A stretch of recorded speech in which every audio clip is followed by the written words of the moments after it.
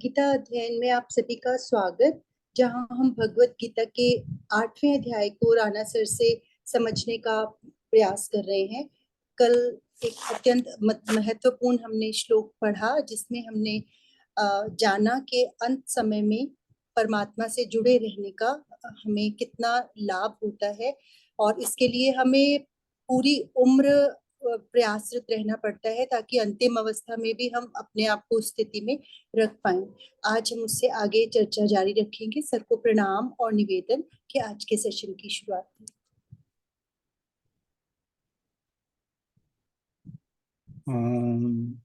वसुदेव सुतं देवं कंसचाणूरमर्दनं देवकी परमानंदं कृष्णं वंदे जगद्गुरुं। सभी को बहुत बहुत प्रणाम। हम गीता जी के 8वें अध्याय पर चर्चा कर रहे हैं। कल हमने किया था 8वें अध्याय का 5वां श्लोक। इससे पहले के जो 2 श्लोक थे, आपको ध्यान होगा कि जो भगवान जी ने 7वें अध्याय के अंत में कुछ शब्द प्रयोग किए थे, उनको सुनकर अर्जुन को लगा कि ये तो मैंने पहले सुना ही नहीं, ये क्या है। उसने पहले 2 श्लोकों में 8वें अध्याय के वही प्रश्न उठाए, जिनका उत्तर भगवान जी ने तीसरे और चौथे श्लोक में दे दिया। फिर एक उत्तर और एक प्रश्न और बचा था कि मैं प्रयाण काल के समय जो आपके भक्त हैं वो आपको कैसे याद कर पाएंगे। बड़ा महत्वपूर्ण प्रश्न है और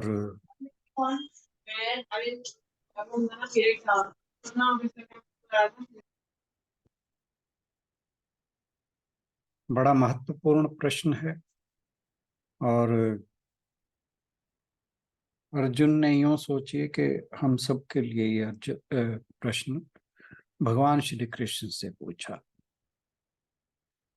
उसके उत्तर में भगवान जी 5वें श्लोक में बताते हैं, जो हमने कल किया था। अंत काले च मामेव सब स्मरण मुक्त्वा कलेवरम यह प्रयाति स मद्भावम याति नास्यत्र संशय। कि जो मनुष्य अंत काल में भी मेरा स्मरण करते हुए शरीर छोड़ जाता है, वह मेरे स्वरूप को ही प्राप्त होता है, इसमें संदेह नहीं। और जो लास्ट का फ्रेज है वो बहुत इंपॉर्टेंट है इसमें, कि इसमें कोई संदेह नहीं है, बिल्कुल ऐसा ही होगा। अर्जुन को साफ शब्दों में उन्होंने बता दिया कि जब मनुष्य का मृत्यु का समय आएगा, उसकी अगर भगवान में उसकी वृत्ति होगी, भगवान के नाम का स्मरण कर रहा होगा, और जब उसका इस तरह से शरीर छूटता है तो भगवान कहते हैं कि वो मुझे ही प्राप्त होता है, और इसमें कोई संदेह नहीं। कल मैं आपसे कह रहा था कि एक छोटी सी कहानी क्या है, आप सुनिए तो फिर पता लगेगा। कहते हैं कि एक बार एक व्यक्ति, कहीं उसके लिए एक जवान लिखा है, युवा, कहीं उसके लिए एक वृद्ध लिखा है, और हमें इस बात से कोई मतलब नहीं कि वो कौन था। कहते शंकराचार्य जी अपने शिष्यों के साथ काशी में घूम रहे थे, तो उन्होंने नदी किनारे एक व्यक्ति को देखा जो संस्कृत की व्याकरण पढ़ रहा था।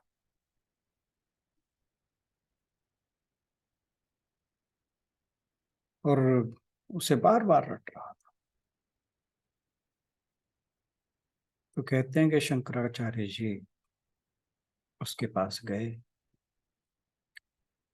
और जाकर बोले कि भज गोविंदम गोविंदम भज मूढ़मते संप्राप्ते सन्निहिते काले नाही नाही रक्षति डुक्रिन करणे। ये डुक्रिन करणे जो है ये संस्कृत की ग्रामर के बारे में कहा है। कहा कि हे मोह से ग्रस्त बुद्धि वाले मित्र, गोविंद को भज, गोविंद को भज, गोविंद का नाम ले, गोविंद से प्रेम कर, क्योंकि मृत्यु के समय व्याकरण के नियम याद रखने से तुम्हारी कोई रक्षा नहीं करेगा। बहुत ही गजब की बात कही है उन्होंने। मतलब क्या है कि हमें केवल और केवल अपना ध्यान भगवान के चरणों में लगाना है।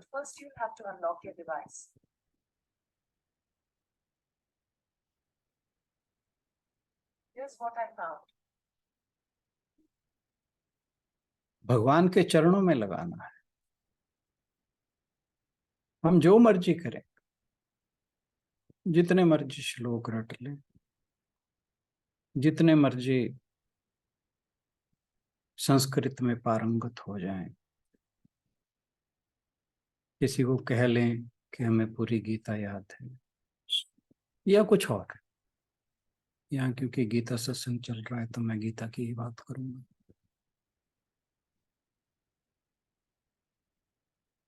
पार उतारने वाला भवसागर से तो केवल परमात्मा का नाम है, बाकी सब चीजें उसके आगे गौण है। फिर उसके बाद क्या कहा?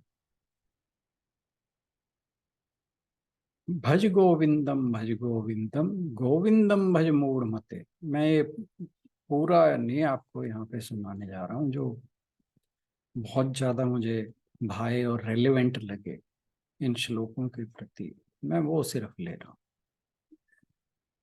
तो क्या कहते हैं?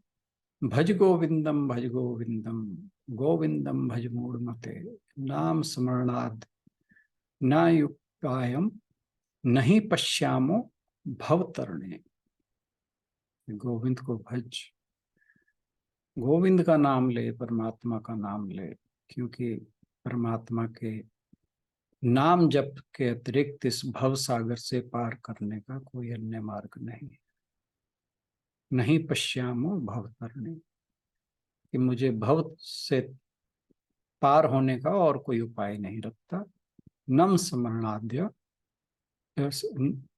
नए उपायम, कि कोई और उपाय नहीं नाम स्मरण के अतिरिक्त। फिर क्या कहा? पुनरपि जननम पुनरपि मरणम पुनरपि जननी जठरे शयनम यही संसारे बहु दुस्तारे कृपया पारे पाही मुरारे। पुनरपि जननम पुनरपि मरणम, बार बार जन्म, बार बार मृत्यु। पुनरपि जननी जठरे शयनम, बार बार माँ के गर्भ में तो आएगा। इस संसार से पार कर जाना बहुत कठिन है। यही संसारे बहु दुस्तारे कृपया पारे पाही मुरारे, हे कृष्ण कृपा करके मेरे से रक्षा कर। फिर एक और बस मैं सुनाऊंगा और उसके बाद फिर हम अपना गीता सत्संग शुरू करेंगे।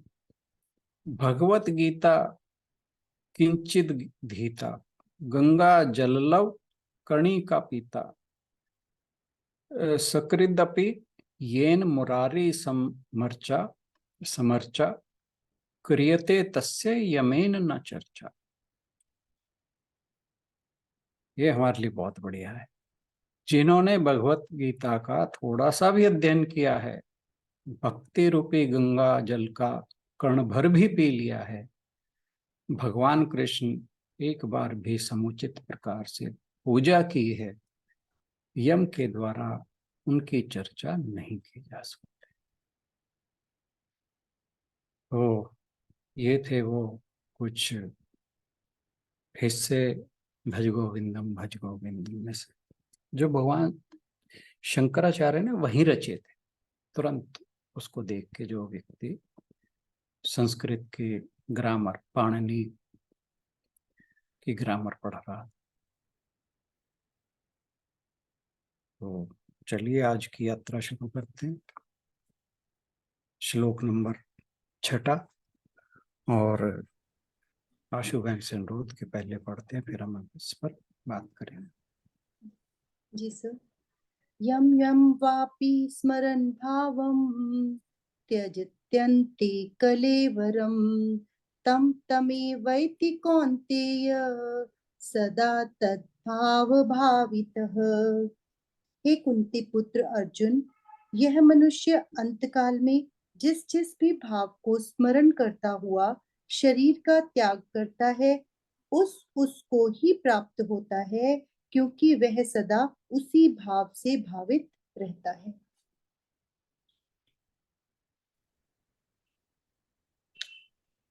तो भगवान कह रहे हैं कि मृत्यु के समय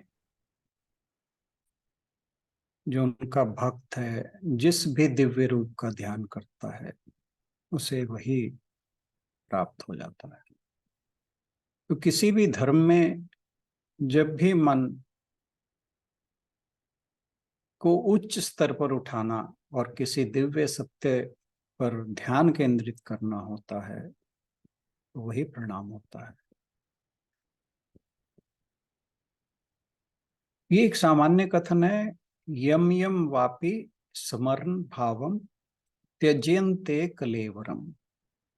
जो लोग मृत्यु के समय ईश्वरीय रूप का विचार करके शरीर का त्याग कर देते हैं, तो फिर वो सामने चाहे दिव्यता का कोई भी रूप हो, राम, कृष्ण, दुर्गा, शिव, अल्लाह, जीसस, कोई भी, तम तम वैति कौन्तेय, वे उसी दिव्यता को प्राप्त करते हैं। क्यों? सदा तद्भाव भावितः, उस विशेष भाव के बारे में लगातार सोचने से। जब एक ही भाव के बारे में बार बार सोचा जाता है, तो मन उससे प्रभावित हो जाता है, और इसलिए अगले जीवन में वह उस दिव्य एकता को प्राप्त, जिस भाव के साथ भी वो अंत समय में भगवान को या भगवान के जिस रूप को ध्यान करता है। और ये हर धर्म के सभी श्रद्धालुओं की आस्था है। इसलिए यह सच है कि अपने दिमाग को मृत्यु के समय उस दिशा में रखने के लिए, तैयार करने के लिए हमें पहले इसका काफी अभ्यास करना पड़ेगा। लेकिन अगर मन धन पर एकाग्र हो, तो व्यक्ति कुबेर लोक प्राप्त करेगा या व्यक्ति सांप बन जाएगा जब इसका दोबारा जन्म होगा। व्यक्ति जो कार्य करता है उसका प्रभाव मन पर पड़ता है। फिर ये संस्कार मन में अनेक प्रकार की प्रवृत्तियों को जन्म देते हैं, और मन अज्ञान से घिर जाता है अगर मनुष्य जो उसके संस्कार हैं अगर अच्छे ना हो।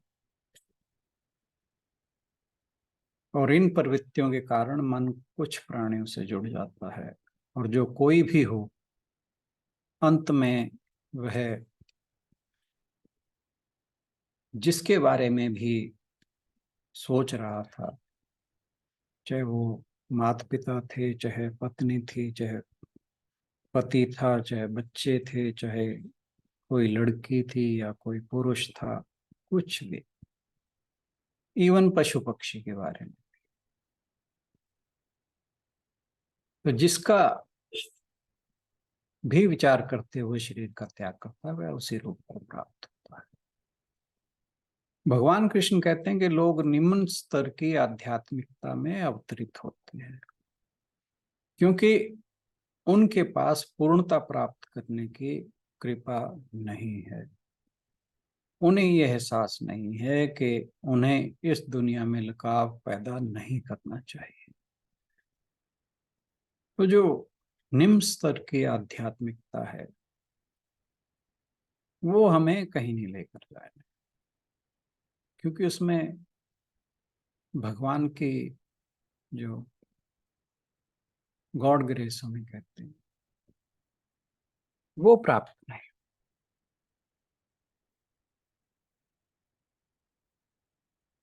और उन्हें ये एहसास नहीं है कि उन्हें इस दुनिया में लगाव पैदा नहीं करना चाहिए।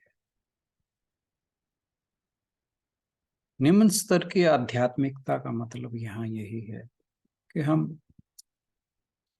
जैसे मंदिर में जाके कुछ 100 रुपये चढ़ा के कहें भगवान जी मुझे फलाने बंदे से कुछ ये हो जाए, बट लाइक दैट, ज्यादा डिटेल में नहीं जाते, हम ऐसी बातें बहुत बार कर चुके हैं।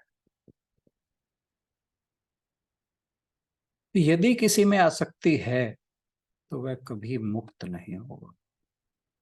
और दूसरी ओर यदि मरने के समय भगवान नारायण में मन टिका है तो व्यक्ति को नारायण की ही प्राप्ति होगी।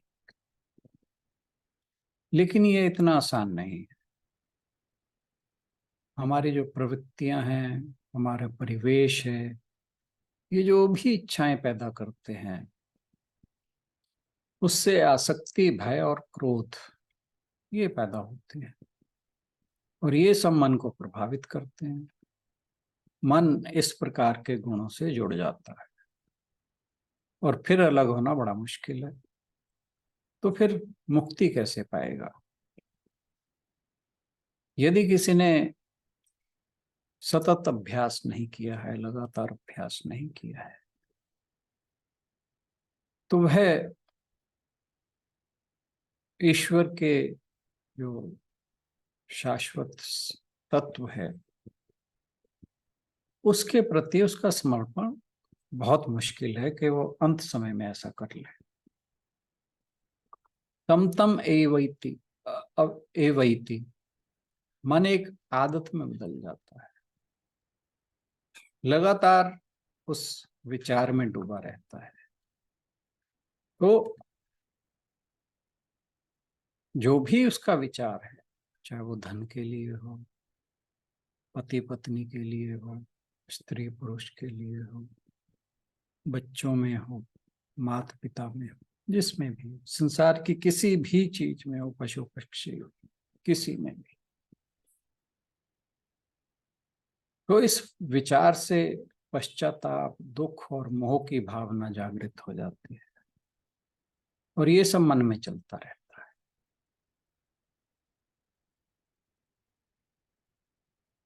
महान संत जड़ भरत, बहुत बार जिक्र आ चुका है उनका, वो हिरण के रूप में जन्म लेते हैं।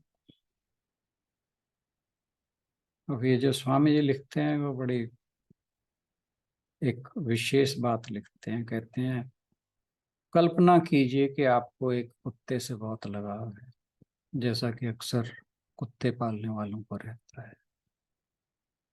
फिर आप कुत्ते के रूप में दोबारा जन्म लेते हैं क्योंकि आपको वह कर्म खत्म करना है।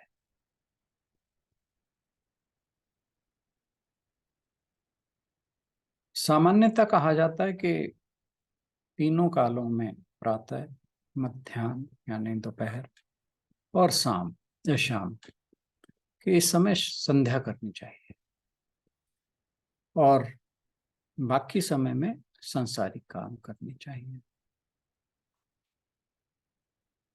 बाकी धर्मों में भी कि भगवत चिंतन के लिए एक निश्चित समय है। जैसे मुसलमानों के यहाँ 5 समय की नमाज है, लेकिन भगवान कृष्ण कहते हैं कि सभी समय भगवत चिंतन करो। तो फिर प्रश्न उठता है कि सांसारिक कार्य कब करेंगे? तो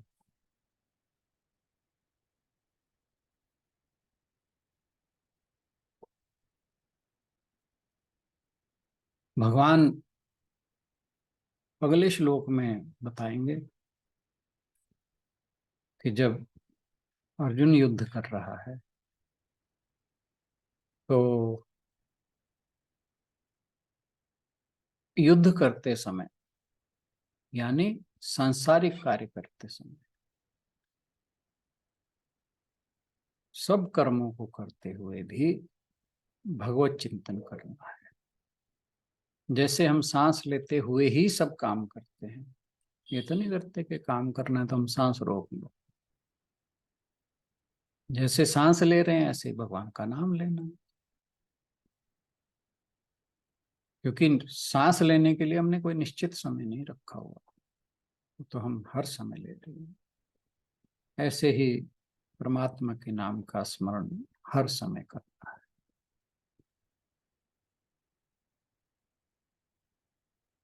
तो भगवत चिंतन का कोई समय निर्धारित ना करके संसार के सब कार्यों में ही भगवत चिंतन की धारणा को जोड़ देना है। भगवत चिंतन कोई कर्म कांड तो है ही नहीं कि उसके लिए कुछ स्पेशल करना पड़ेगा, फूल आदि लाने पड़ेंगे, फल आदि लाना पड़ेगा, धूप आदि, कोई घी का दिया, वॉटेवर जो भी कर्म कांड में वस्तुएं यूज होती हैं, यज्ञ आदि में बहुत कुछ यूज होता है। तो भगवत चिंतन तो ऐसा कुछ नहीं है, ये तो एक हृदय का भाव है। जैसे एक लोभी व्यक्ति सारे कार्य करते समय धन का लाभ ही उसके मन में रहता है,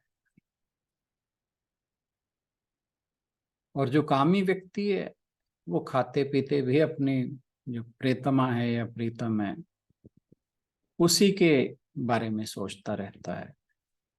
ऐसे ही जो साधक है वो सारे कामों को करते हुए, सारे कर्मों को करते हुए परमात्म भाव को न भूले, अपने शुद्ध स्वरूप को, साक्षी भाव को सदा सामने रखे। यही तो एक प्रक्रिया है जिससे कि परमात्मा का सदा स्मरण किया जा सकता है। यदि कोई सन्यासी सारे कार्य छोड़कर भगवान का भजन सदा करने की हट करे तो भी आहार विहार निद्रा के समेतों से भगवत चिंतन से विमुख होना ही पड़ेगा। अतः जो प्रैक्टिकल चीज है वो यही है कि कार्य करते हुए भगवान का स्मरण किया जाए। यदि आजीवन सारा जीवन पूजा पाठ तपस्या आदि करने पर अंत समय भगवान का स्मरण ना आकर धन स्त्री पुत्र आदि का स्मरण आता है तो व्यक्ति अगले जन्म में उसी आकार का जन्म ग्रहण करता है। दूसरी ओर यदि आपका मन भगवान से जुड़ा हुआ है तो फिर आप भगवान का जो धाम है उसे प्राप्त करते हैं। भगवान श्री कृष्ण ने पहले इस बात पर जोर दिया है कि यदि किसी के मन को जप क्रिया के माध्यम से, प्राणायाम के माध्यम से, ईश्वर की निरंतर याद के माध्यम से प्रशिक्षित किया जाता है तो ऑटोमेटिकली जो भगवान का दिव्य रूप है उसके दिमाग में छप जाता है। फिर शरीर छोड़ते समय मन में स्वाभाविक रूप से उस दिव्य छवि जो है वो सामने आ जाती है। इसलिए भक्तों को किसी भी बात की चिंता नहीं करनी, केवल भगवान का स्मरण करना है। सामान्यतः कहा जाता है कि नहीं, ये तो हमने कर लिया।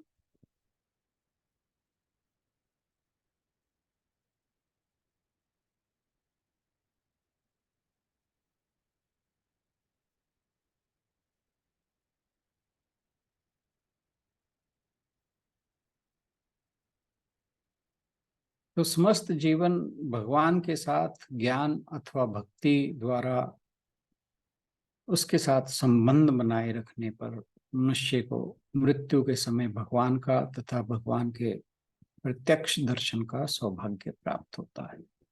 आज के लिए इतना ही। बहुत बहुत धन्यवाद।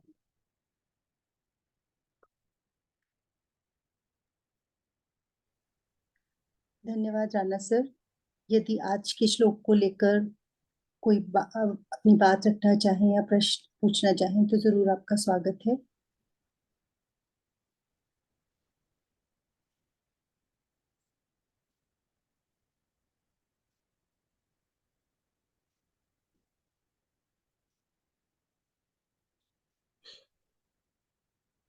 डॉक्टर के सर कहते थे कि कई बार ऐसी भी कंडीशन होती है कि जब इंसान अपने सेंसेस में नहीं रहता, कई बार अंतिम समय में जाके, तो कहते हैं कि फिर ऐसे लोगों के लिए हम बोलते हैं कि जो उनके पास बैठे हुए लोग हैं वो जप करें या फिर कोई ऐसा ही उनके पास लगा दिया जाए म्यूजिक में, ताकि उनके कानों में वो पड़ता रहे।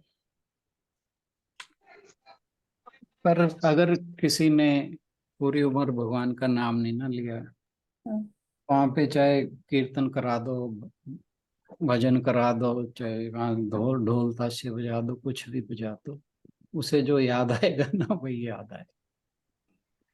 पर सर कई बार जिन्होंने लिया होता है उनकी भी स्थिति कई बार ऐसी हो जाती है हाँ, अंतिम समय में ये उनके जाके लिए, कि, ये उनके है ना। लिए, ये उनके लिए। अच्छा, इसमें एक चीज और है, यहाँ भी इस बात को यहाँ पे डिफरेंशिएट किया गया। कई लोग ये होते हैं कि कभी ले लिया कभी नहीं लिया, उनके लिए ये दिक्कत है। पर जिसने सारा समय उन्हीं का ही नाम लिया है ना, वो चाहे कोमा चले जाएं चाहे कुछ हो जाए, वो उनको कहते हैं कि उनको तो भगवान याद आ ही जाता है।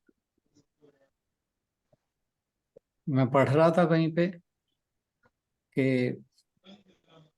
एक व्यक्ति था, उसे पैरालिसिस हो गया, हॉस्पिटल में एडमिट, भगवान का भक्त था। तो सारे चारों तरफ डॉक्टर और नर्सें थी, मरने का टाइम नजदीक था, लेकिन वो तुरंत अपने बेड से उठा और भगवान का नाम लिया, और कहते हैं कि तुरंत उसके प्राण छूट गए। तो ये भी है।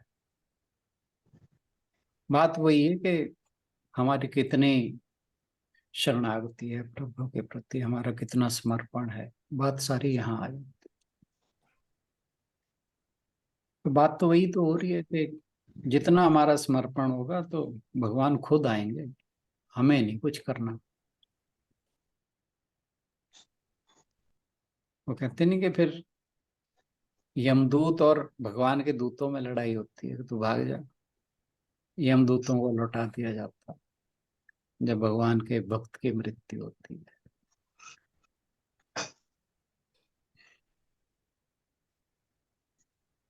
अशोक जी कुछ कहना चाहेंगे इस बारे में?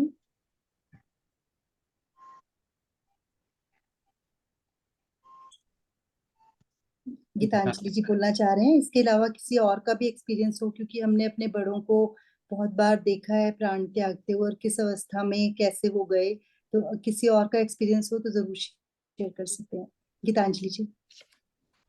Hariom sir, Hari Om everyone. Hari Om ji. Sir आपने जो अभी लास्ट में बात बोली ना कि भगवत कृपा के बिना नहीं हो सकता, तो हमें शरणागति होना पड़ेगा।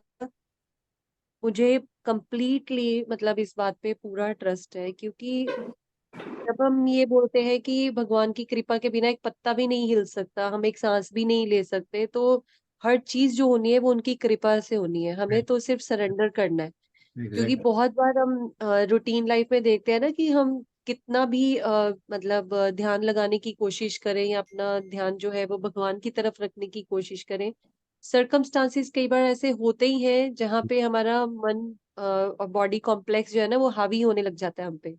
तो तब मुझे लगता है यही प्रैक्टिस कि मन को बार बार खींच के लाना, जैसे एक नॉटी बच्चा जो है बार बार घर से बाहर भाग जाता है और उसको पकड़ पकड़ के लाना पड़ता है अंदर, तो बिल्कुल वही प्रैक्टिस जो है ना वो अभी हमें चाहिए। बिल्कुल बिल्कुल।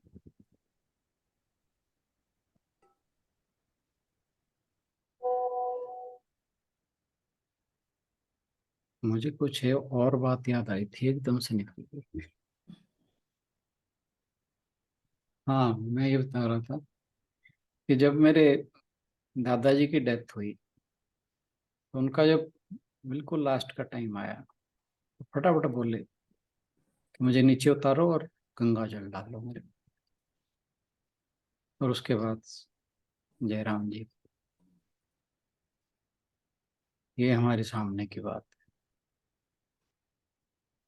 ऐसे तो काफी मतलब सुने हुए पुराने, लेकिन आजकल ऐसा कहीं नहीं सुनने में आता। ये सभी पुराने टाइम में तो काफी सुनने में आता था कि इनको अपना पहले ही पता चल जाता था, और कई तो है। पूरा बता देते थे कि इस दिन ही इस तारीख टाइम पे मैं चला जाऊंगा।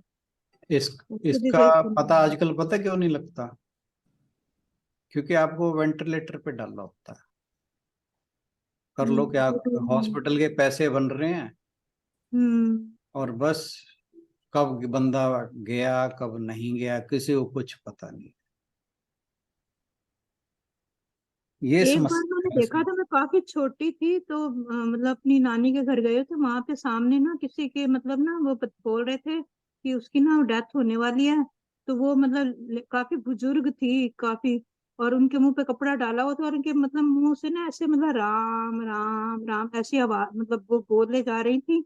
और मतलब सब कह रहे थे कि उनका आखिरी टाइम है, जाने वाली है मतलब, लेकिन उनके मुंह से लगातार राम राम राम ऐसे निकल रहा था। तो मैं खुद देख के आई थी उनको ना वहां पे। नहीं, एक्चुअली पता है क्या है, जो पुराने बुजुर्ग थे ना, वो भगवान एक तो भोले बहुत होते हैं, और एक भगवान का नाम लेते रहते। हमें तो साला मोबाइल से ही नहीं फुर्सत मिलती, सही बात। है ना? सारा दिन मोबाइल बंदा देखते देखते, आजकल तो मोबाइल देखते देखते ही मर जाते हैं लोग। या फिर वो दूसरा, क्या नाम है, वही। वेंटिलेटर है, हाँ। वो डॉक्टर उतारते ही नहीं, चाहे कोई मरे चाहे जिए।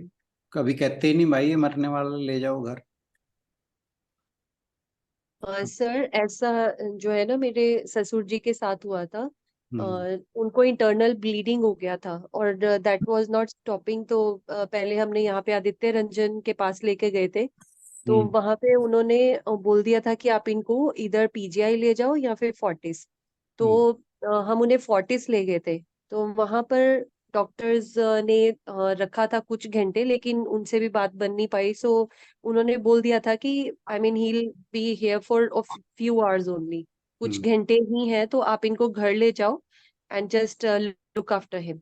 तो हम उन्हें घर ले आए थे एंड जैसे कि सुबह 4 बजे लाए हैं, तो 7 साढ़े 7 बजे के करीब मॉर्निंग में ही टुक हिज लास्ट ब्रेथ, और वो भी मतलब हमारे सामने ही बहुत उखड़े उखड़े सांस ले रहे हैं और सबको याद कर रहे हैं, अपने जो आसपास के थे। तो बारी बारी से सब आके उनसे मिले एंड फिर हमारे जो घर के पास एक डॉक्टर रहते हैं उनको बुलाया दोबारा एक बार चेक करने के लिए। Then doctor told that it's the time, आप इनको अब नीचे उतार दो।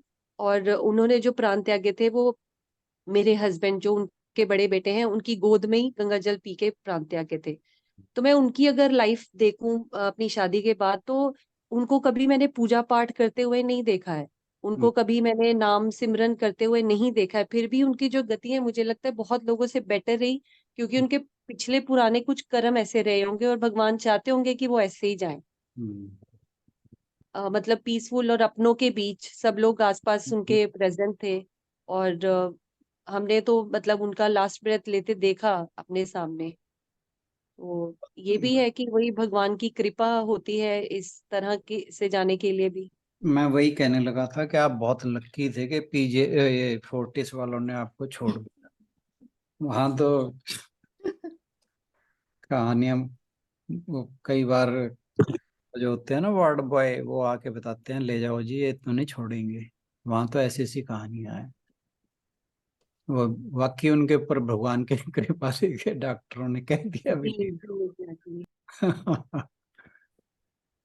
सर ऐसे ये तो फिर वही ना जैसे होते हैं मतलब जैसे प्रीमिटेशन कॉम्बिनेशन जो बनते हैं, संजोग जिनको हम बोलते हैं, ये वही होगा कि आई मीन जो डॉक्टर वहां रहे होंगे उस टाइम पे, क्या पता दिमाग में। उनका कोई पुराना लेना देना या कुछ वट एवर भी से कि था, नहीं, उन्होंने बात बस वही वहां है ना। जाके दिखाना था। जी वो आता तो है इसमें रामचरितमानस में, वही है वही जो राम रचि रखा, है ना। तो एग्जैक्टली सर। जहाँ जब राम ने रची ऐसा रखा है तो डॉक्टर ने क्या करना है।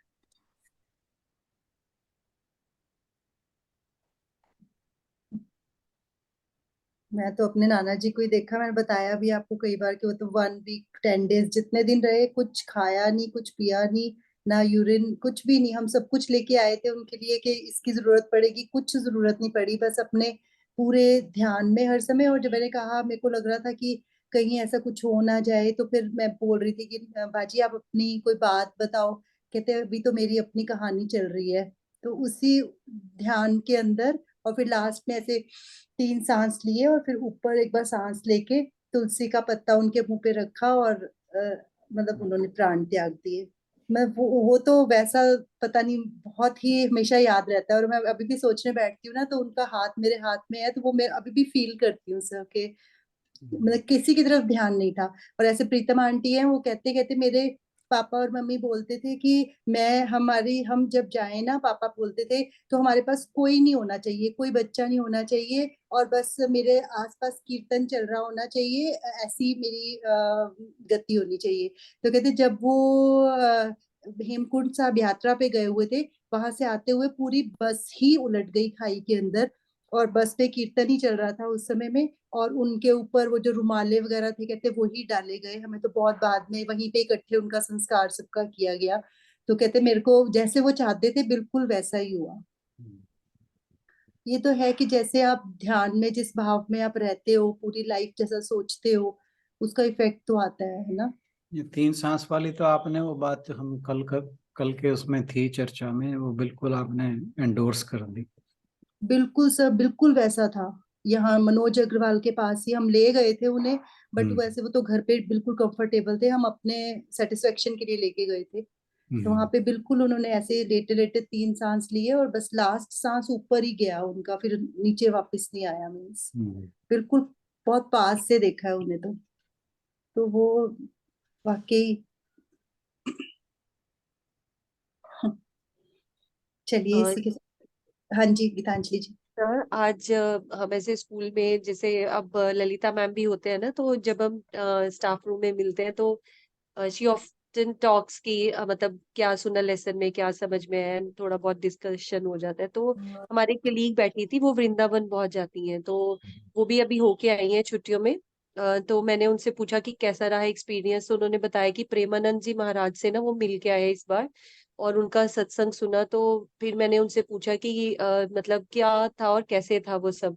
तो उन्होंने हम बताया कि प्रेमानंद जी जो है ना, उनकी दोनों किडनीज फेल्ड हैं हम्म। पिछले 17 ईयर से, वो भी रेगुलर डायलिसिस के लिए जा रहे हैं और अब तो उनका डायलिसिस रोज होता है। और हम्म। उनके ना बहुत सारे जो फॉलोअर्स हैं, उनमें वो बोलते हैं कि आप मतलब हम किडनी मतलब दे सकते हैं आपको, तो वो मना कर देते हैं। व्हाट ही सेज इज कि मेरी एक किडनी जो है वो राधा है और दूसरी कृष्ण है, मैं इसको अपने से अलग नहीं कर सकता।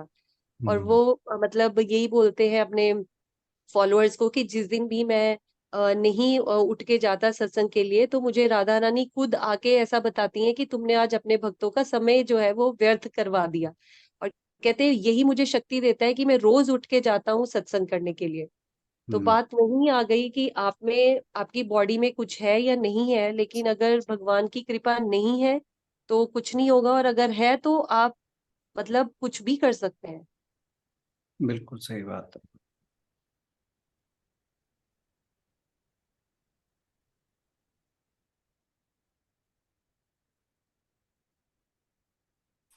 चलिए फिर इसी के साथ चलें समापन की ओर। ओम पूर्णमदः पूर्णमिदं पूर्णात् पूर्णमुदच्यते पूर्णस्य पूर्णमादाय पूर्णमेवावशिष्यते। ओम शांति शांति शांति। हरि ओम। सभी को बहुत बहुत प्रणाम और आज के सत्संग में आने के लिए बहुत बहुत धन्यवाद। Thank you. सभी की ओर से राणा सर का भी बहुत बहुत धन्यवाद। कल मिलते हैं अगले श्लोक के साथ। Thank you everyone.